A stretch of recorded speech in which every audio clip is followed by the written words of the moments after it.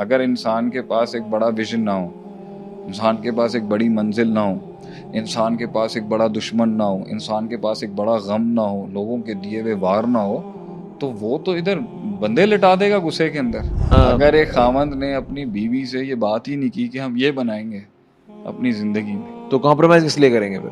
तो ही तो वो बर्दाश्त करेंगे इतना सब कुछ। उन औरतों के मिजाज और सरदारियां भी देख लें जिन्होंने 30-30, 40-40 साल बर्दाश्त किया है। मैं ये नहीं कहता कि उनकी मेंटल हेल्थ अफेक्ट नहीं हुई होगी। हालात मेरे हक में साजगार हैं, हक में साजगार नहीं है।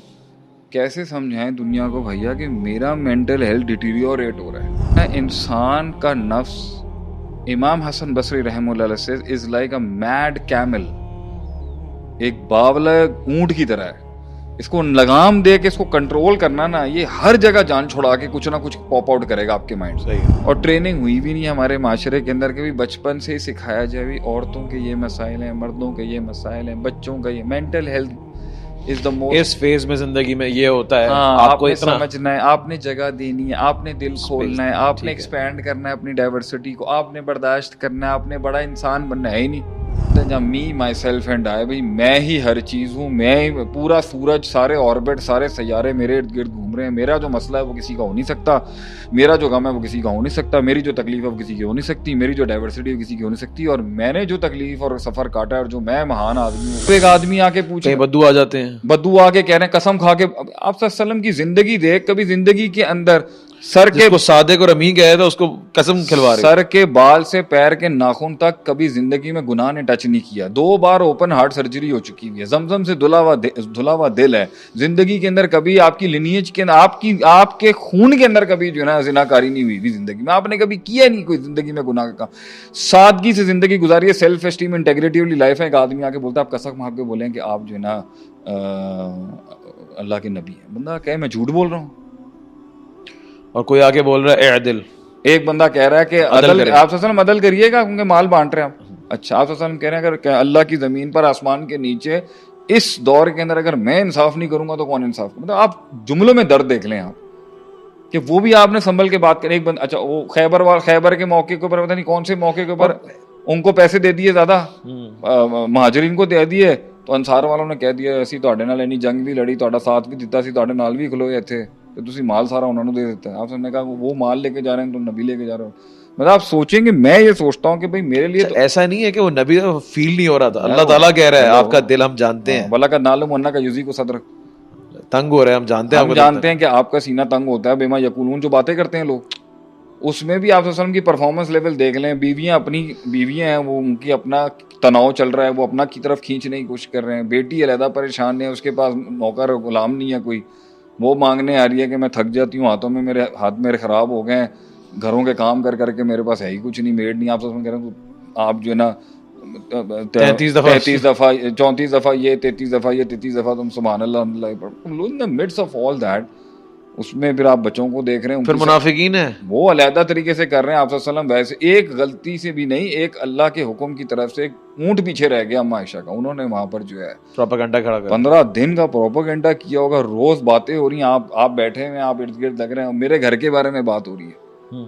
हम तो इधर, हमारी तो इधर तो ऑनर किलिंग शुरू हो जाती है। और वाकई में अपनी भी बात करता हूँ, मैं इसको जस्टिफाई नहीं करता, लेकिन औरत के ऊपर बात होगी तो आदमी अपना आप नहीं दिखाएगा कि गैरत तो दिखाएगा उस टाइम। आप सल्लम के घर के बारे में बात चल रही है, आप बैठे हुए वेटिंग फॉर अल्लाह's वर्ड टू कम डाउन, फिर आप 15 दिन तक जो है सूरह कहफ नाजिल नहीं हुई, यहूदी सवाल लेके आए हुए हैं, अभी तक जवाब नहीं दिया जा रहा हूँ, फिर बातें शुरू हो गई यहाँ पर।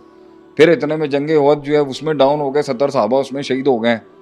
फिर आदमी मतलब क्या है, मतलब कितनी मुश्किल से यहाँ तक पहुंचे और अब ये हो गया, आप समझ रहे हैं। फिर कुछ हुफ़ाज़ शहीद हो गए, आपसे हमने रुकू से उठ के कह दिया, मतलब एक कौम आई आपसे मांगने के लिए कि हमारी कौम को ट्रीट करने के लिए जो है ना, आप जो है ना तो 70 बंदे भेज दें जो टॉप के स्कॉलर्स हों, आलिम हो, कारी हों। तो इतनी मुश्किल से सबसे इंपॉर्टेंट असासा आप तैयार कर रहे हैं कि उलमा तैयार हो जाए, उन्होंने 70 के 70 शहीद कर दिए, इन कोल्ड ब्लडेड मर्डर्स किए उन्होंने बैठ के। इतनी तकलीफ थी आपसे हमने वो दुआ की, 30 दिन कुनूत नाज़िला पड़ी उन पर, 30 दिन, और उसके बाद भी अल्लाह कहते लैसा लका मिनल अम्रि शैउन, आपने फरमाया, अल्लाह ने कहा कि मुअय्यन बद्दुआ ना करें, उनमें भी कोई हिदायत अगर ला सकता है तो आप नहीं कर सकते, आप ना इसमें करें। लेकिन आप सल्लम का पेन देखें, तो यही जिंदगी है, इसी के अंदर आपने हैंडल करना है। अब इसके बीच में आपके इर्द गिर्द लोग बैठे हैं जो हंस रहे हैं, That's a beautiful life. तो this is the life of action, you know.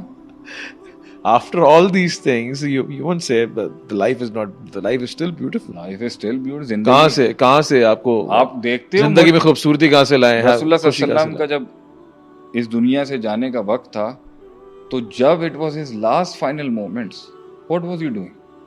आप पर्दा हटा के सिर्फ अपना वर्क, आप अपना काम देख रहे थे कि मैंने ये, आपने टीम देखी, ये दे के जा रहा हूँ मैं दुनिया को।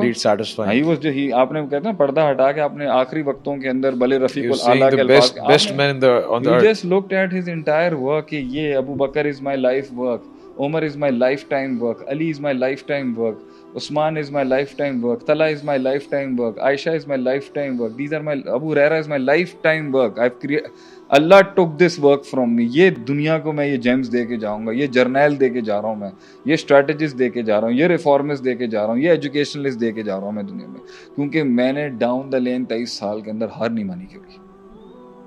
दाऊद कौमी लैला व नहारा, मां नूह अलैहिस्सलाम कह रहे हैं मैं सुबह शाम अल्लाह इन्होंने पुकारदा रहा, और उसके उस किश्ती में भी बैठते हुए नूह अलैहिस्सलाम को, इस नूह अलैहिस्सलाम के दिल में अल्लाह saved the not humanity but अल्लाह saved the entire species of living organism. इस कश्ती के ऊपर ये ज़र्फ अल्लाह ने, ये शर्फ मुझे दिया कि इंसानियत इस सैलाब से और पूरी कायना दुनिया जो डूब जाएगी, बचाव जो होगा ना वो मेरी किश्ती को वो शर्फ मिला है कि अगर मेरी किश्ती नहीं होती तो आज दुनिया के अंदर स्पीसीज फैल ही नहीं सकती। वो भी नूह अलैहिस्सलाम को एक गम कह रहे हैं, कश्ती में भी कह रहे हैं या बने यार कम आना, आजा मेरे साथ आजा बेटा। औलाद सीधी सामने घर को रही है, वो देख रहे हैं बैठ के, मगर आप लूज नहीं कर सकते।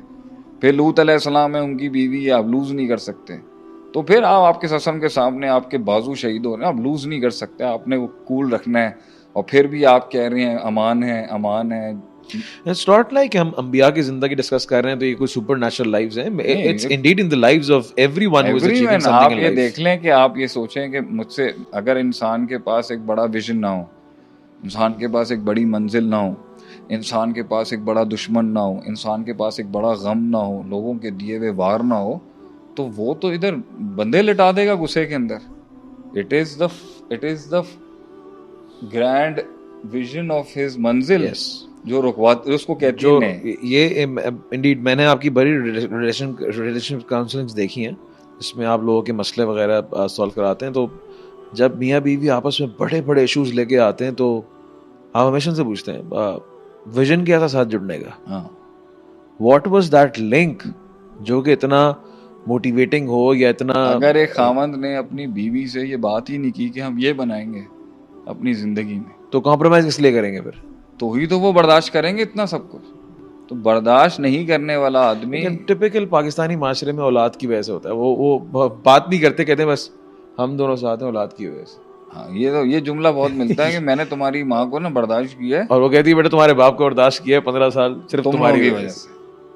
तो ये नेचुरल हमारा फिनोमेना। इस वजह से पाकिस्तान में अगर डिवोर्स रेट कम है और शादियां अभी बची हुई हैं, उसमें एक बड़ा रीजन ये है कि विजन बनाए बगैर भी एक विजन मिल जाता है औलाद की शक्ल में, जिसके लिए उनको सरवाइव करना पड़ता है, सैक्रिफाइस करना पड़ता है। But the deal is for any compromise you need to have that vision और पर्पस। उन औरतों के फिर मिजाज और उनकी सरदारियां भी देख लें, उन औरतों के मिजाज और सरदारियां भी देख लें जिन्होंने 30-30 40-40 साल बर्दाश्त किया है।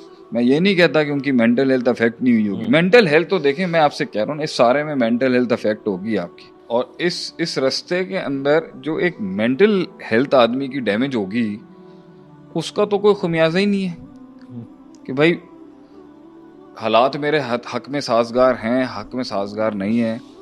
कैसे समझाएं दुनिया को भैया कि मेरा मेंटल हेल्थ डिटीरियोरेट हो रहा है। लेकिन आप इस बात को समझें कि अगर एवरीथिंग इज पीसफुल, एक फुली चार्ज्ड गैरतमंद कॉन्करर के माइंड में कभी भी पीस नहीं होगी, वो पीस कियोस बन जाएगा उसका। अगर अमन के वाटर्स में बैठा है तो माजी याद आएगा, माजी का अंदर बैठा हुआ होगा तो फ्यूचर की, माजी से रिलैक्स होगा तो फ्यूचर की थ्रेट्स आ जाएंगी। अगर फ्यूचर की थ्रेट्स ना हो और ख़तरात ना हो और माजी का गम ना हो, तो हाल की जो पोजीशन हालत में इर्द गिर्द की दुनिया कर रही होगी वही उसके लिए बहुत है। तो you are never stress free. तो जितना इंसान की जिंदगी जहां पर भी, अच्छा कुएं पे बैठा होगा वहां पर भी स्ट्रेस तो आना ही आना है उसको, कुछ नहीं करने का स्ट्रेस हो जाएगा, कुछ करने का स्ट्रेस हो जाएगा उससे। और लेकिन सबसे बड़ा मेन, और अगर कुछ नहीं होगा तो एंग्जाइटी आ जाएगी। अबे कुछ हो नहीं रहा, हाँ, अब क्या होगा? अच्छा अब जो क्या कर रहे होंगे, मैंने आपसे कहा है ना, इंसान का नफ्स, इमाम हसन बसरी रहमतुल्लाह से, is like a mad camel, एक बावला ऊंट की तरह है।